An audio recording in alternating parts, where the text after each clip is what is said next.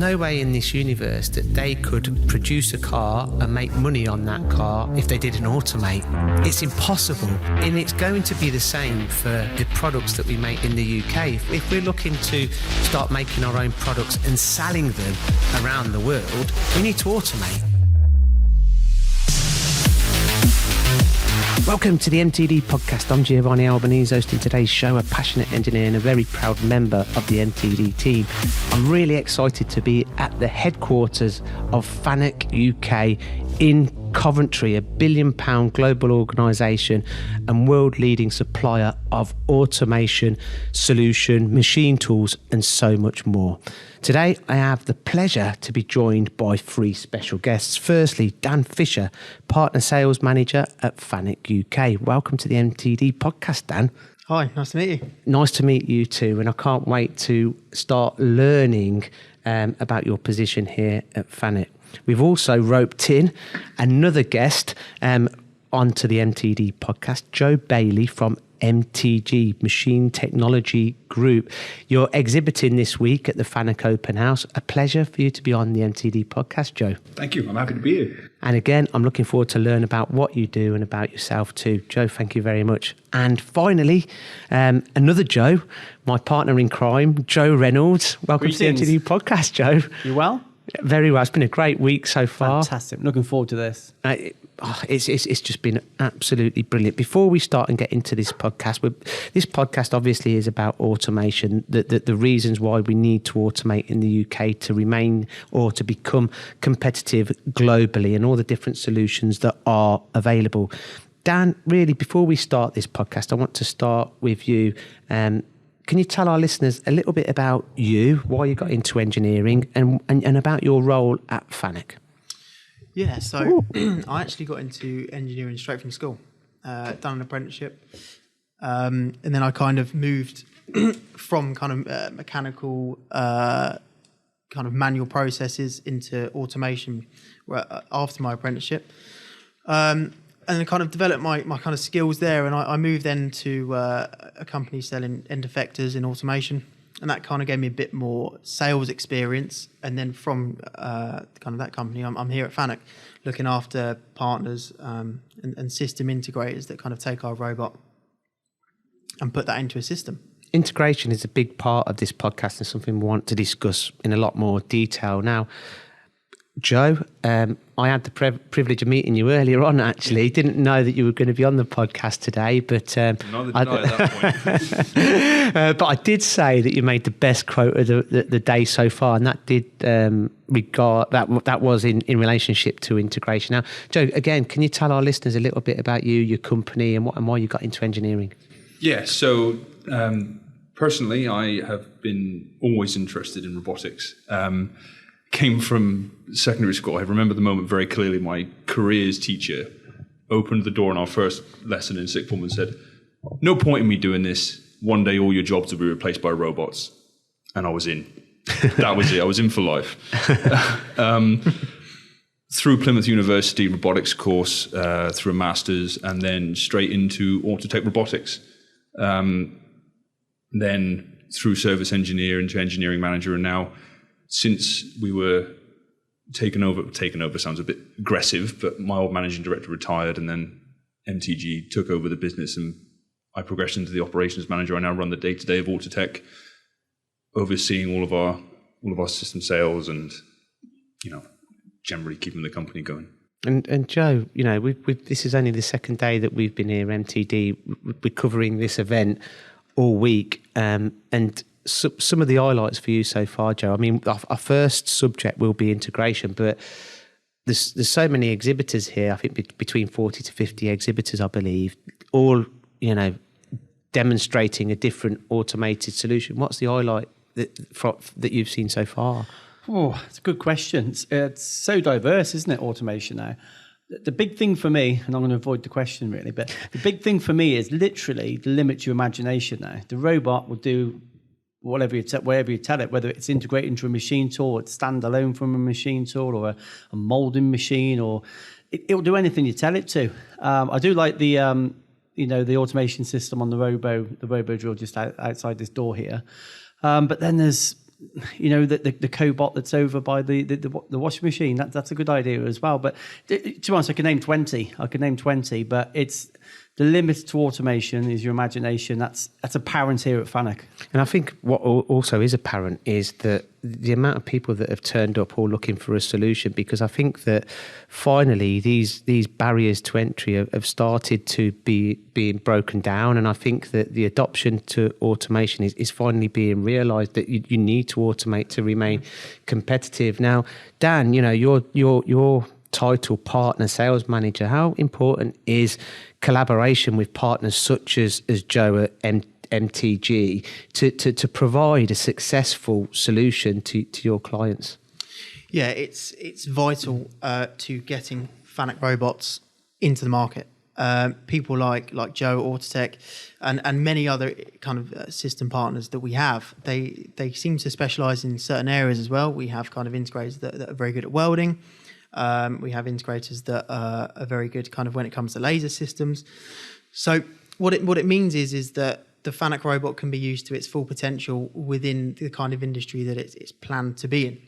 And it means ultimately I'm making sure, or Fanuc are making sure that robots are being used correctly and, like I say, efficiently.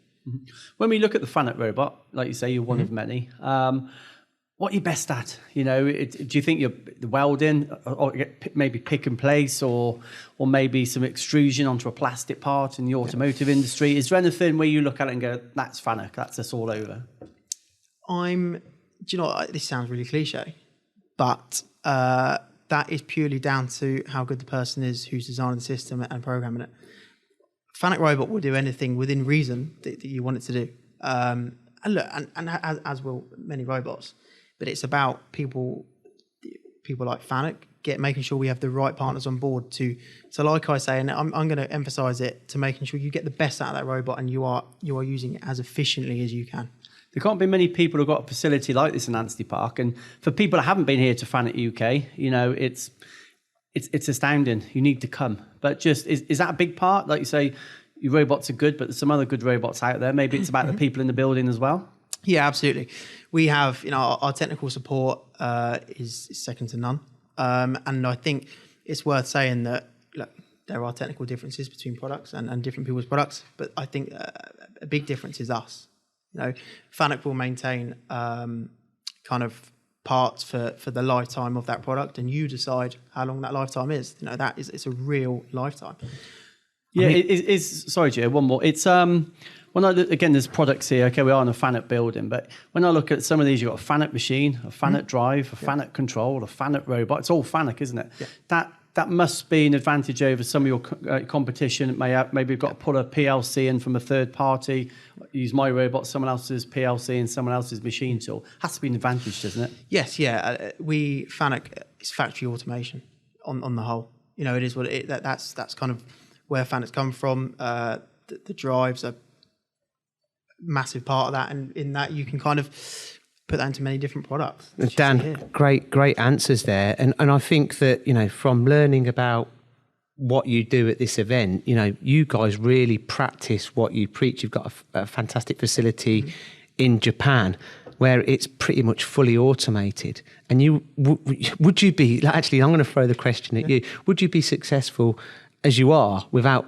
automating yourselves? And you're doing all of the R&D, the research, and you're passing it on effectively to your clients. Can you tell our audience that might not be aware of the size of the company, give whet their appetite for me, please, Dan? So it's to be honest, Joe, it's something that's very hard to explain over a podcast because it's vast. It's massive. I've heard rumours, and I don't know if they're true, and that some people say you can see the kind of the Fanuc village from space. They're yellow buildings, it's at the bottom of Mount Fuji, and it's a picture within itself. That's, to be honest, I would almost say that even if you weren't into engineering, automation, or CNC, anything like that, it's actually it's a bit of a tourist attraction. Just seeing this, the workers kind of stay there, and it's a phenomenal facility. And yeah, like you say, having that being fully automated is a good thing because it in itself is an R&D facility.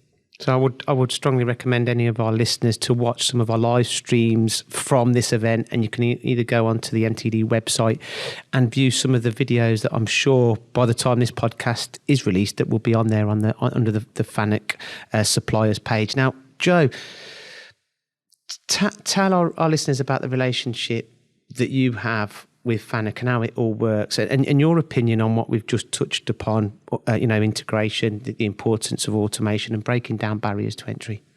So a lot of what we do is making sure that our customers find it easy to not only buy their first robot or to buy their first system, but to buy their 17th or their 18th, which ideally we'd like them to buy them all from us, but it's not necessarily the way that it goes.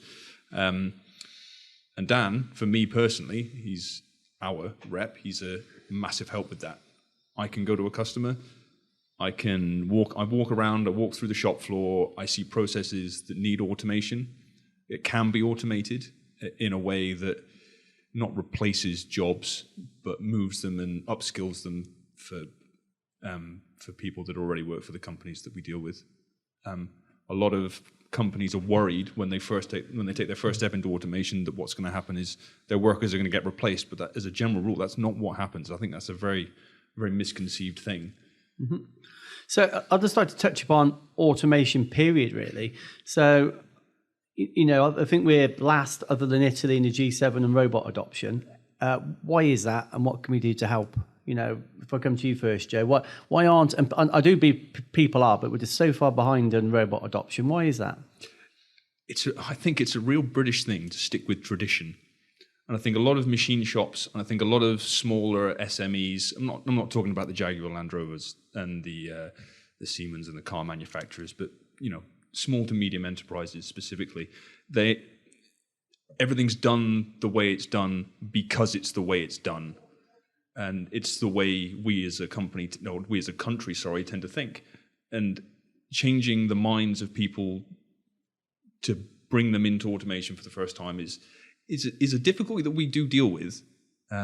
Even saying, okay, I can automate that for you, and in 2 years you'll see a reasonable return on that.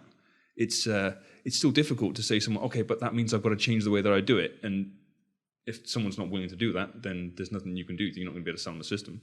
I think it's an absolutely fantastic point that you've just raised there. I think that people get used to doing things in a certain way. I think COVID has accelerated, in my opinion, automation.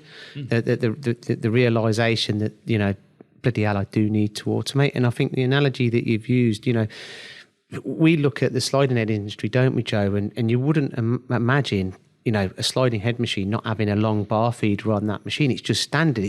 It's in their head, and the automation is attached to that machine tool. And I think that, due to a lot of work in the UK, people are finally starting to think about automation and think about, I'm going to buy a new machine tool and I do need automation on it. And you mentioned the car manufacturers, again, a great analogy.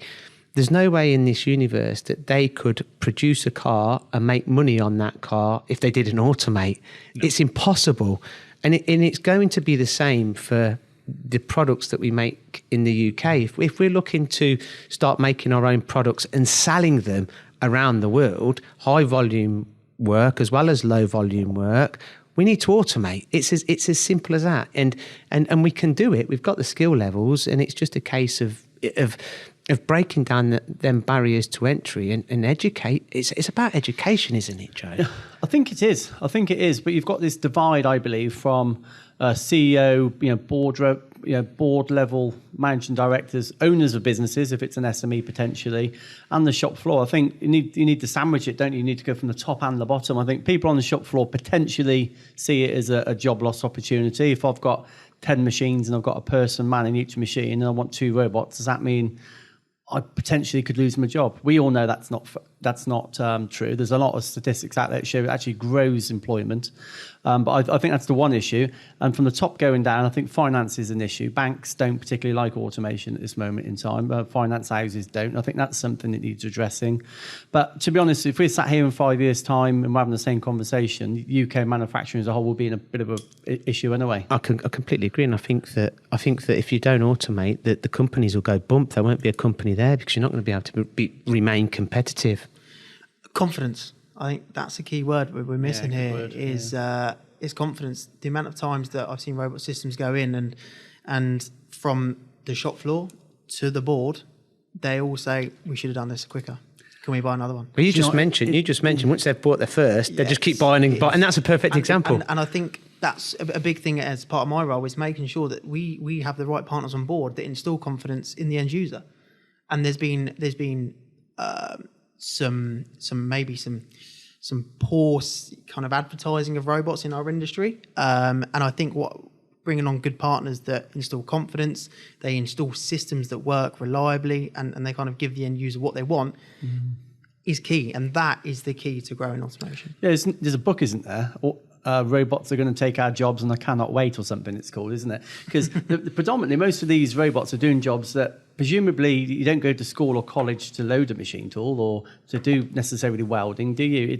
So if you go further up the food chain, if you like, it's more prosperous, more money potentially, a more creative job. To me, I don't know why you'd be scared of a robot personally. No, I mean, and I've read articles about the past, about when the kind of computer was kind of really starting to make its name and how it would ruin jobs and take jobs. And now I think every industry is built off a computer. I think that personally, as you mentioned, Joe, I think that, by introducing automation, you're upskilling the engineers, and you've got a lot of skilled engineers doing manual tasks where they'd be better placed doing skilled tasks, doing more creative tasks. They're wasting their time doing a manual task that a robot can do. That's just crazy. The most precious commodity we've got is time, something you can't get back, and the robot is saving time. It's enabling the skilled engineers to create a process. Let the automation and the technology do the process, look after the process, and let the engineer do what the robot can't do. You are kind of, you're at the front line. It's all good and well, MTD talking about automation, but can you give us some examples of how you break down, these barriers to entry that we've been discussing, Joe? Yeah, well, something we've been focusing on as a company for the last year is making sure that first step is not gigantic.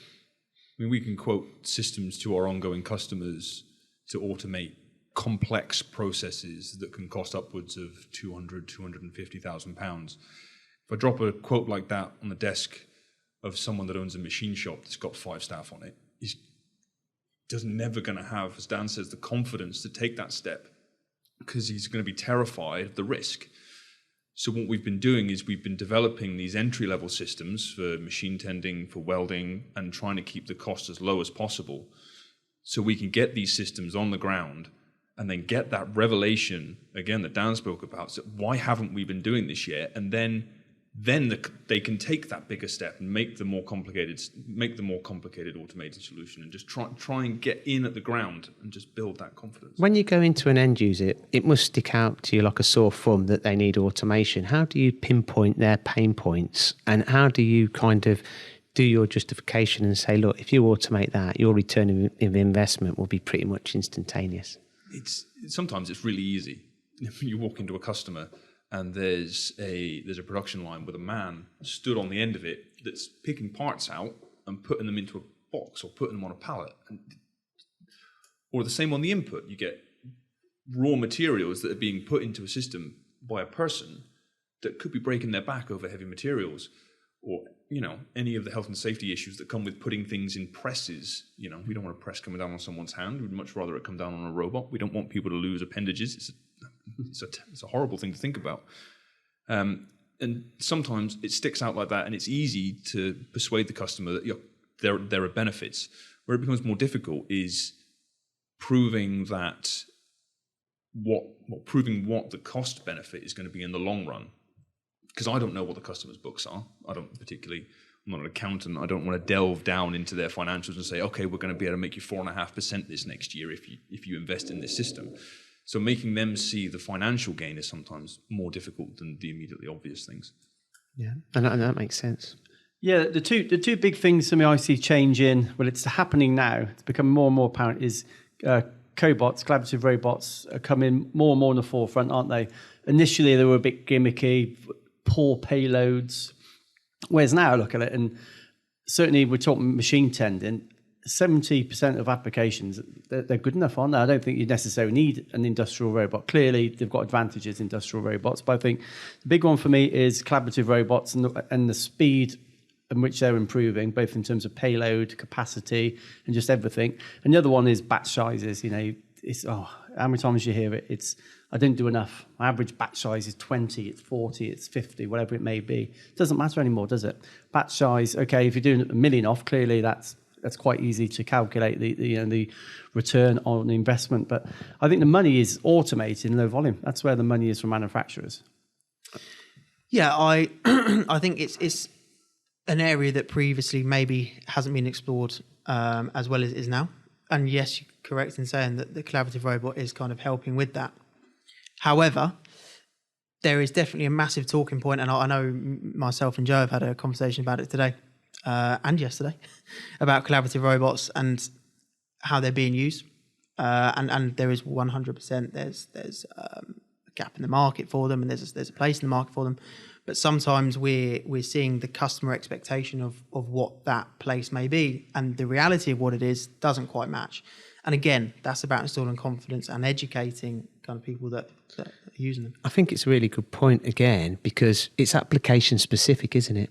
You don't want to kind of put the wrong product in just because of a price point, but because then they'd never automate again because it wouldn't work for them. So it's making sure that they get the right solution for their application, whether that's collaborative or industrial.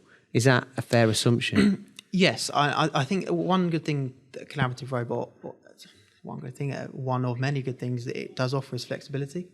If someone's new to automation, what a collaborative robot can do is it means that you can change that automation process months down the line. With an industrial robot, that can be slightly tricky when you've installed guarding and it's bolted to the floor. It makes it slightly harder.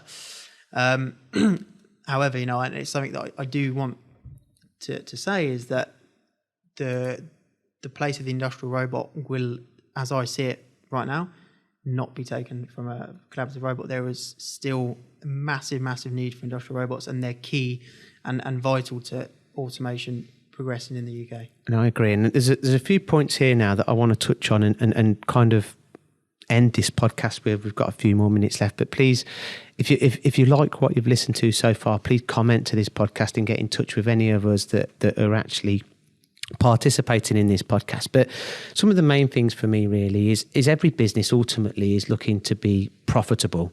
So to be profitable, you want to maximize the working hours. So automation effectively can create unmanned running 24/7. Then you're getting a consistent process. If you've got different people on different shifts, you're not going to get the same consistency.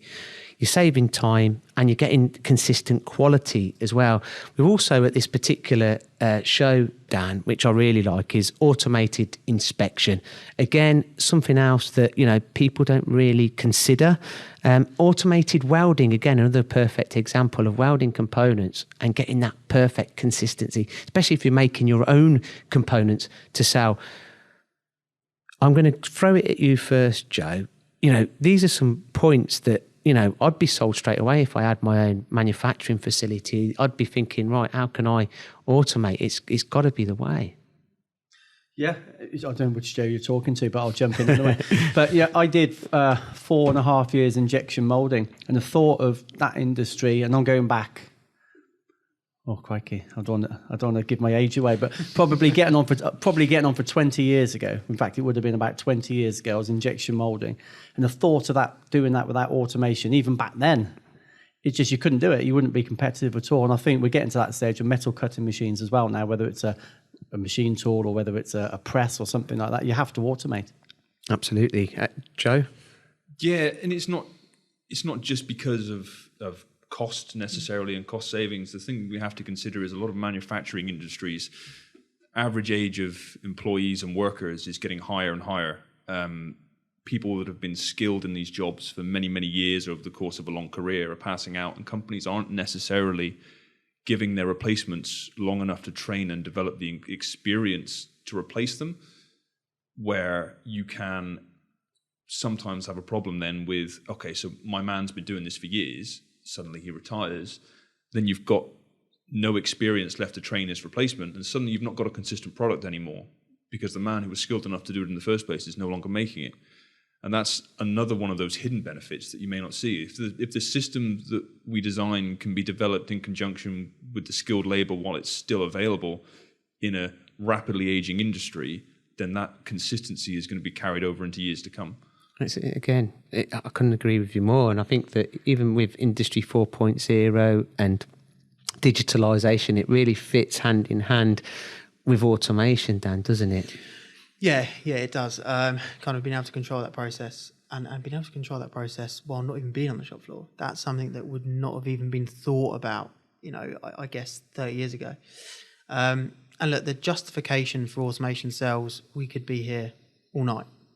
And we have been before. We've talked about this over and over and again. But I think another thing to end with as well is loyalty. These robots are loyal, and no one thinks about a robot like that. And they're incredibly loyal. They know they don't argue back. They don't have arguments with their girlfriends, with their fellow colleagues.